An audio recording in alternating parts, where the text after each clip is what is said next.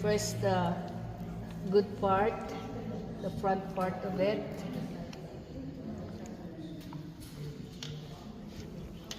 We have ironing lesson. The back part of it.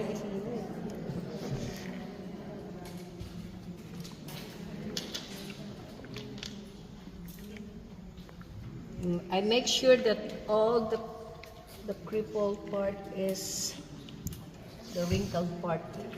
And then estimate the middle, the trifold again. Okay, looks good. So I'll iron it.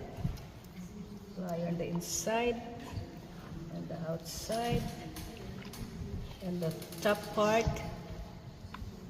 Okay, now it's done like that. So I will look for the middle. That's the middle. And press it there. So this is the one that goes to the priest. So it's folded in the middle. And just iron it. So it stays like that. So when you see, that's the kind of cross. This is the corporal for the priest chalice.